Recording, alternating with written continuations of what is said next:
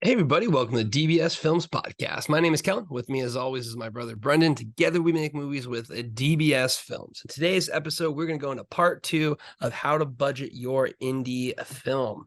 In the first episode, we basically described the overall philosophy that we have towards budgeting, how you can keep it much lower, and the range you should be in. Also, we mentioned that if it's your first indie film, the experience is going to be worth way, way more, and getting your money back is really just going to be that cherry on top. This episode, we're going to go ahead and dive into what it's like actually having a production and in different areas where that production cost can creep up. As always, be sure to take a look at our Discord channel online. That is the place to be because we make movies for our fans with our fans. So if you want to be part of this process in our movies, just behind the scenes, that is the place to do so. So, Brendan, I think we kind of overall, to sum up last episode, we're discussing that there's just a lot of big things that set you up for a successful budget, whether that's picking the genre, whether that's what you're capable of doing, whether it's writing, editing, being the cinematographer, being the just the driving force of it, and having the location. Those are some of the major ones there. And I think really the hard part is if you get one of those wrong, it's almost the little details that we're going to talk about right now are just very, very insignificant. For instance, what you spend on a location is not going to be compared to, any type of little trick here or there, or what you end up saving in the sense of the idea being a lot more tactical versus any little tip that we can, have here. So just want to talk about how I kind of see almost like a macro and micro budget. The macro is what we discussed about in the last episode. And then in this episode, we're going to go more of like the little details that we found come up. Yeah, I mean, I totally agree. I think it comes back to what we mentioned in the last podcast, which is just control what you can control. And your budget is something that you have full control of. How much money you spend is completely in your range of things that you can control. What you cannot control is your ability to get money back. You don't know how well your movie is going to do. You don't know how well, how good of a movie you're going to make. We've made 13 movies, or we've made 12 movies, or going on 13, and it's always like a wild card. I never know how good the movie is going to be. Have we gotten better with each one? Yes, but they vary in degrees of popularity, of reviews, of how much people watch them all the way through. So to forecast and predict stuff is a complete gamble and a guess, especially now with the landscape where you don't have a lot of, platforms that bring in a lot of revenue. If you miss on Amazon, if you miss on Tubi, you're in a lot of trouble. So I know distribution companies will always give you projections and forecasts and try and show you movies that perform closely to yours. But in my experience, each movie is its own beast. It does its own thing. It has its own genre, its own audience. And for me to predict what's going to happen, it wouldn't be, it's not a wise thing to do. So yes, everyone wants to make $1 million movie. They want to get all their money back. They want the fame and the fortune. And I would say, don't do that. Instead, focus on your budget and making sure that you're using every dollar to the best of your ability. Exactly that. So in this episode, we're going to go ahead and hop into the micro, what you can do on a day-to-day basis in your shoot to help control the costs. And I think even though we are going into the micro, we're probably going to start off on kind of like the middle ground, which is really going to be your scheduling. And I think this goes back to, again, your inexperience. If this is your first indie film, you have no clue what you're looking to do, what things are actually going to cost. Maybe you have some experience here or there, but really until you've done the whole thing, you kind of don't know. And I think the biggest number one thing is making sure you have a proper schedule and you are giving yourself enough shoot time. We talk about this all the time. We talked about this all the time in the Hateful Eight. I think the only one that we actually had all the footage that we ever needed was The Haunting of the Suicide House for the first 8 movies we ever made. After that, we basically needed to have pickups in one way or the other for all the rest of them. Specifically, the Morgan Estate and the Devil in the Room were extra heavy on pickups. Then the Girl in Cabin 13, we were basically smart, where we basically said, hey, we're going to save the finale for either another time. We're going to do it at a different location because we already knew, and this is, again, our experience, because our experience is getting us to the point knowing that, hey, you should have something else. You should have another plan for the finale so you don't run out of time. But I think the biggest thing that we see is If you don't give yourself enough time for shooting, what's going to end up happening is two things. You're going to rush to get things done. Quality is going to suffer. Second thing is you don't get things done. You have to bring everyone back. It's going to cost way more. So between those two things, the best thing you can really do is give yourself extra time. I think one of our favorite things is when we have the shoots for our actors and we go there, they're like, whoa, there's like 3 days that don't have any scenes on them. This is blank. It's like, well, yes, because we know we're going to need pickups because we have an on-set editor and myself who's going to find things. We know we're going to not be able to get things done in the day, so we're going to have to push over there. But I think that's one of the best things is when you're scheduling, literally give yourself 2 days that are completely open. A lot of filmmakers will potentially go into this with the mindset of, oh, I have this day, this day, this day, and it works out so neatly and so perfectly on paper. That's never how it's going to be in person. Yeah, scheduling and giving yourself more time is, the most beneficial thing you could possibly do. It removes that time pressure and the stress of, pushing your shoot all the way to the last minute. And we've had multiple shoots where we've been kicked out of the property, and we're still shooting, where the sun is rising and we have night stuff to do. And it's just the nature of shooting that you're always going to push things off and things are going to take longer than you expected. And when we first started out, we'd always start, slow or easy and kind of get to the heavier stuff. And that is not the right mindset to have. You should want to try and do the hardest stuff first, so you kind of go downhill.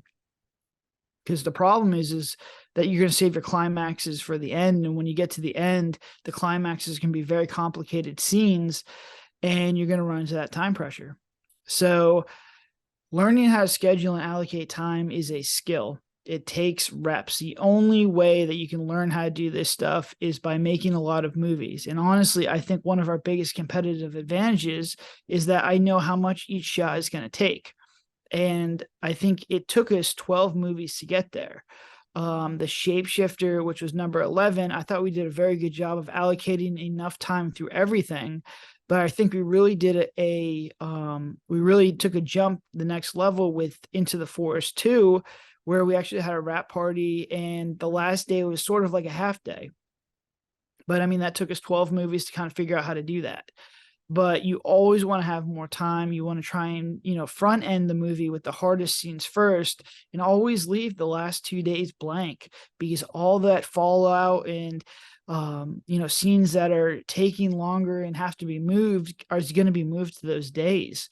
And then that saves you from the 24-hour days where you're like, all right, look, we have this actor, we have to do this, we have to get this done now, where I could be like, all right, look, we could push this back to day 6 or day 7. But I guarantee you, and I haven't really been on any other indie sets, but I guarantee you scheduling is probably their biggest issue heading into set, into filming, is because they just don't know how to actually schedule. And they're just setting themselves up to fail, because they just don't know how long it takes to actually do a scene. They don't know how to, or they're starting their movie with the easiest scenes, or they just don't have enough days. Like, you can easily just not have enough days to actually get your movie properly shot. Completely agree. I mean, I can't tell you how many times, and God bless every single indie filmmaker out there who's doing either like audio logs or like explaining their story, which we highly recommend. But, day one, they're behind. And if you're behind day one, they gave themselves no buffer, and now they're behind day 2, day 3. Either the budget goes up or you suffer when it comes to the quality. So I think that's one of the biggest things. The next 1-2 punch of scheduling is pre-production. I think this is something that we learned more and more recently. And it's basically the more you can work with the actors, the team, the talent to understand everything before you go into the shoot, the more you're going to maximize your time. You should not be explaining scenes to actors, really, on set. They should have a general idea, whether that's reading through it with the script, whether that's doing all of these processes. They should have an understanding of what is going on, where they're at, and what's happening. On set, they should also have an understanding. One of the best investments that we make is our little shot list. And the reason for the shot list is it basically tells them this is exactly what's going to happen. They have that mindset. So when they're not actively acting, they're taking a look at the shot list. Oh, this shot's coming up. I'm going to go ahead. I'm going to rehearse my lines. I'm going to do that. And having that pre-production to, one, communicate your style, communicate your understanding of everything. And real quick, one thing that you mentioned before, You really want to make sure you have a clean concept of what footage you need. You need a wide, you need an A, you need a B, close up of one character, close up of the other character, and then you're basically good. But if you have that wide, you can edit around. Those things take time to understand. And that's why what we do a lot with our pre-productions is a day zero. So one, we're working with the actors, but two, we do our day zero where basically we either test out a scene, see if something works, block it out, talk about that concept, actually film it. And every time we do a day zero for something, it typically ends up being one of our better films. So you want to talk about pre-production and also the ability to do these day zeros as ways to maximize the time that you have. And if you maximize your time, you're going to maximize your budget. Yeah, I agree. And we shoot our movies in 8 days. So we're getting an hour and 20 minutes for 8 days of shooting. That's usually half of what most people shoot. Most shoots are 16 days. And how we do that is extensive pre-production. Because like Kel said, you do not have time to sit down and analyze and work with an actor every single shot. Would I like to do that? Yes. I think we'll finally get to a point where we can actually really sit down and work with actors while we're about to shoot. Because as much pre-production as you want, when you're on set, everything's changing. You start to see things that you like. The chemistry with the actors starts to come out. And there are things that, I'd like to change. We just do not have time for that. So how we get around that, how we get to shoot 8 days and get a completed movie is a lot of pre-production. I really make sure I will sit down and read the script over and over and over and over again with actors to make sure they are 100% sure of what they need to do. They're 100% sure of the beats that they need to hit in the scene. So that when we get to that scene, there is no direction to give them. They understand where they need to go, they understand what they need to do, and they get it done. All major corrections, all major, direction that I give is done in pre-production. And that is how you want it to be. Because if you're sitting there and you're having to stop the momentum, having to break the chemistry of the actors, to sit down and micromanage your actors, you're going to lose your time, you're going to lose their performance, and you're going to piss everybody off. So pre-production, if you're shooting on an indie scale with under 16 days, spend a ton of time in pre-production. And never think that the actors are getting ignored with pre-production, because on the last set, we did a ton of pre-production. I sat down and I asked the actors, what can I do better as a director? And they said, we want even more pre-production, because it makes them feel confident, it makes them feel secure, and it makes them feel like they're part of the process. And that's what every actor wants to do, is to show up on set and have that confidence, knowing exactly what's going to happen, exactly what they're going to do. And that confidence allows them to have a very good performance. Exactly that. So pre-production is going to be your best friend when it comes to especially working with the actors and working with the time. I think the next one I want to talk about is kind of one that sneaks up on people a little bit, but I think you just need to make sure you have a buffer concept of it. And I think this is one of the areas that we always go over budget on to one degree or the other. Just props and things that you need. You might be surprised what you need. The amount of times I had to get black spray paint because we need to touch something up, or because we're on set and it's like we need this or we need that. I would say we typically spend about $200 or so in just additional supplies. And typically it's always worth it. It's usually worth it to get those one or two things. Now, again, since we're the ones working on this, I'm basically doing live editing, or if we need something, I'm going to go out there and get it. So essentially the PA and like editing role. But I think one thing that people might misunderstand is like when you're going through the script, understand what you need, and then always just understand you're probably going to want to have one or two things, because usually what ends up happening, especially for us, is if you don't have access to the location, we have to think maybe one thing will work, maybe another thing will work. So this is another area you can plan out. But do you want to just talk about how this is an expense that creeps up? I don't think there's ever a day where I don't need to grab something, whether it's, and we'll talk about food after this, but there's usually something, whether it's batteries, whether it's this, whether it's, more tape. And like, again, we come with a well-oiled inventory, but it still just comes up in the middle of a shoot. Yeah. I mean, you have two issues. It's going to be stuff always breaks, or you're missing something, or, you're just going to have, things just randomly pop up. We're out of gaff tape, or we need more batteries, and you have all these, and I call them like slippage expenses in QuickBooks. It's just random stuff that you need to have. spray paint. We knocked up a couple bricks that needed to be touched up on one of our locations. So there are smaller expenses in there that you just can't see, and that's if you don't break anything major. We've had things on set, like big pieces of equipment, that have been broken. We lost a light on the last set. Don't know where that light is. So, I mean, this is stuff that you have to kind of keep in mind. Now, the good news is like we start off with such a small budget that these expenses are minuscule, but they get added up quickly. Every day we have someone, going to Home Depot or to Publix or somewhere to get just small little things. So, I mean, I don't know. I don't want to give you we don't really budget that stuff out, but this is now you can start to see how your budget can expand very quickly with these small little expenses.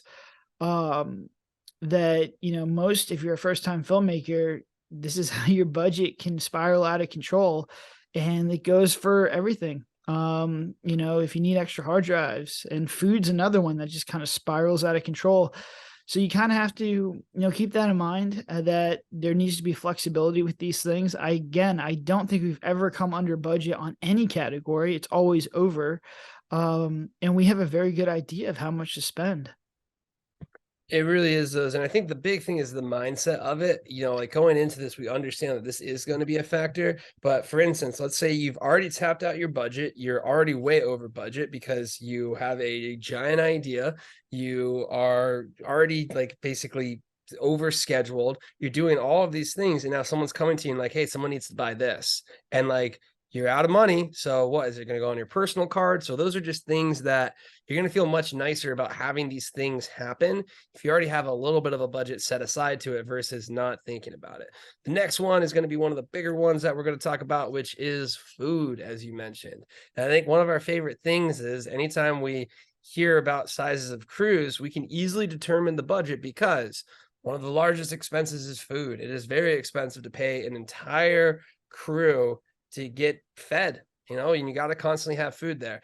And I think we started off with a lot of different attempts. Like, I think the first thing, we were trying to do more like, I always look back to Gone, which was funny, where we just had basically everything you could possibly think of, and it was like massive overage. And we were just kind of like taking cereal and bagels and stuff back from the location. And then, I think in like Invited, I was doing like public sandwiches and like other things, like just more bigger ones. I think we've really kind of nailed it when it comes to what we're doing I think we started doing it with Shapeshifter. We did a little bit with Murder House and we did a little bit in Girl in Cabin 13. But I think we really solidified it with Into the Forest 2.0, which is we have a Google form. We say, what are 3 foods that you can really eat multiple times throughout the shoot? Because again, if you have 3 things for breakfast, 3 things for lunch, and kind of like 3 things for dinner with like some snacks, you get a good list of, essentially what those items are going to be. And I think the second thing for it is you want your actors to be fed. You want them to be fed. You want them to enjoy the food that they have. It is a big motivational boost when you are on set to have kind of the items that you're looking for. And again, these are actors that are very, very tired. And also, a lot of times when you think of like a big grand meal, you have a concept of lunch. We don't really do set lunches. We do, hey, you're not shooting, go get some food. Your food that you wanted is right there. You enjoy it. And then another thing I'll say that we do is typically we're more almost kind of like a lean version of that, in the sense that while we do have that food, like on Into the Forest 2.0, we left that place with no food left. And I think that is a big accomplishment, not having any overages, and people enjoyed what they were having. So that's just my recommendation. Make a Google form, get some favorites, make sure you have them stocked in the favorites. I would say food is not the area you want to skimp out on, because food really does have a positive motivating factor to the team, to the actors, to everyone involved. Oh, 100%. Do not skimp out on food. That will be something very bad, because food is such a morale booster. When you come out there working 12, 14-hour days and you come back to the location, you want to have your White Castle burgers or your Crystal burgers or your pizzas or whatever, you requested on our Google form. You want that comfort food. If you're skimping out on food for your actors who are working very, very hard at a very low budget, you're going to have a lot of issues. That being said, it is a skill. Food budget can spiral out of control very, very quickly. And you want to have a good mix of, heavy foods, your breakfast, lunch, and dinner foods, and also finger foods, just stuff that people can eat while walking around set. Even though we're all on the same schedule as far as what we're shooting, everybody has different sleep schedules on set. They're eating at different hours. We never really have one sit down meal where everybody sits and eats. It's just not like that. We don't have, union rules. We're like, all right now is lunchtime. Here's your hour to do it. Everyone gets up at different times. They eat at different times. So you want to be able to make it so that the actors have food that they can cook themselves, or that one person can cook for a couple of people. Like if we're eggs is great, because if one person's cooking eggs, just add in more eggs and then you can feed more people. Sandwiches is another great one. We love the DiGiorno pizzas, just pop them in there, feed a bunch of people. But you got to just do it smarter. And like one of the things, it is a skill to kind of look back at what you're doing, find out what people like as far as food, and just try and expand on that, and then find stuff that people didn't like or that cost too much money. You can easily do food, and I think we've got it down to a science. I think that everyone is really comfortable with the food. They like the food, and the food is actually really cheap. I think the only thing that we had last time was somebody cooked like a 24 boiled eggs was like the only overage that we had. Other than that, I think we had a couple granola bars that I was eating on the way home.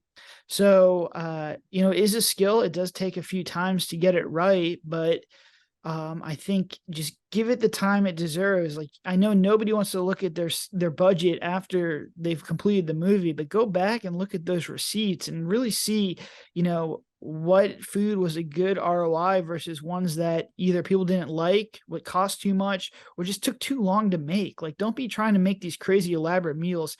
Stick to eggs, sandwiches, and like pizzas. Is really, if you want to get the bread and butter basics, those are the ones that we see the most success with. 100%. So it's really, if you have those foods, and I think the main reason I bring this up is I think one of the issues I mean, it was in our head too, is people will be like, oh, I'll make one big meal for everyone. Well, someone doesn't like that type of meal, so now they're not that quite happy. You don't have this specific thing for them. And it's much better, if they know the food that they like, they typically know how to cook it or make it or something like that. But definitely is a little bit of a skill. So I would say those are kind of the major or micro elements on set that kind of creep up. I think the last thing I want to kind of end this with is just the concept that you want to have more dry powder in the reserve. So you planned all of this out, you got all of that there, you're expecting some overages, but guess what? You got to get through post-production. Now, if you're the one doing the editing, as we mentioned, it's going to be much easier for you because you don't have these hours, racking up. And I mean, I think that's kind of one of the main motivators for us is, you're paying for all of this work, and it's like, you don't know when it's going to end because you get another one, you get a revision, you don't have this. So it's the experience and the cost there. But I think the other thing that people want to underestimate is marketing, and then also the cost to get through distribution. There are costs that are associated with getting up to quality control and getting up through these things. So you really do, from the very beginning, want to make sure you have this, because I think one of the biggest things that we always see is a Kickstarter or something like that to get people through post. They blow all of their budget on the production. They got nothing. They don't even really have the movie together, and they try and get some more money and dig in there. So you just want to talk about quickly, the post concept of just making sure you have a nest egg ready to go at the end, because I think this is one where, they have a budget, they tap the entire budget, they go over budget, and now they're sitting at just footage, and footage on a hard drive is not a movie. Yep. And if you're trying to go an aggregator route, it's going to cost you $5,000. That's just what it is. And I think a lot of distribution companies understand that filmmakers will not have a dime left after production. And they come in there and say, hey, we'll handle all the uploading fees. We'll handle your E&O insurance. We'll handle all this stuff. But we're going to take $15,000 to $25,000 off the top. But you don't need to pay a dime. And I think this is where a lot of filmmakers get in trouble. They sit and they say, hey, that sounds really good. They're telling me my movie is going to make $250,000. So I'll let them, they look at the 25 grand to get all this marketing and all this stuff ready. They don't have to pay for that. It's just coming off the top. So they're like, all right, yeah, that sounds like a great deal. Well, that 25 grand, like that could be all your money that your movie makes. So when you hear these horror stories of how, these distributions rip people off, well, they didn't rip you off. You signed that deal, number one. And number two, that's essentially how they do it, is they will front end the marketing fees because they know the filmmaker did not earmark enough money to get them through the just the deliverable process. So you have to keep that in mind. If you're going to try and do an aggregator, or if you're going to try and negotiate down and have no marketing fees or cap your marketing fees, well, you better be able to deliver all that stuff. And they want you to make your captions. They want you to do a lot of this stuff that there's a laundry list of things. And yeah, maybe it's a couple $100 there, a couple $100 there. But that stuff adds up. You need an entertainment lawyer to look through your contract. That is a very big expense as well. So if you're not earmarking stuff for just uploading and getting your deliverables, you're going to be in trouble. And then marketing, man, that's a whole nother beast. If you look at the Hollywood system, they're like, I think it's almost like the production budget is the same amount of money they spend on marketing. And that's how they do it. So if you have $100 million movie, they're spending $100 million on marketing. And yes, that is not like ideal for indie filmmakers, but I think you can kind of try and look at that stuff and be like, all right, look, if I made a movie for 50K, I may have to spend 50 grand in marketing. And I know for sure that most indies do not have that kind of capital to actually go. And I think most indies do not spend a dime on marketing. And you can market yourself on Twitter, on YouTube, on Facebook, on Instagram, on TikTok, and get organic traffic, and that's fine. You can't control that. And when you're going into a launch, you want to make sure that you are in control of that launch. And how you do that is via paid marketing, and you have to have money to actually pay for that marketing. If you don't, you're going to have a bad time because you have a maybe 30-day window on Amazon to get this algorithm kicking and pumping and really showing your movie to other people to get that free visibility. And if you can't kickstart this process with paid ads, I mean, your movie's going to go to the bottom. It's just going to continually get buried by other films that are spending that money to get that visibility. Exactly that. And again, really, if you're looking at this whole process from the very beginning, the best thing we can say is you got to go through it. So right from the very beginning, try and keep this budget as low as possible, keep your ideas contained. Hopefully this will be very informative for any potential indie filmmakers out there. As always, feel free to come find us on our Discord channel, ask us any questions. We love helping out indie filmmakers because, again, as you mentioned, I think it was last episode, I love indie film. I love indie film more than the Hollywood films. They have so much more grit to them, spirit, and we want to be able to help people out as much as possible. So if you're interested in anything like that, be sure to go ahead, take a look at our Discord channel online. That's going to go ahead and wrap up this episode. So until then, have a good one.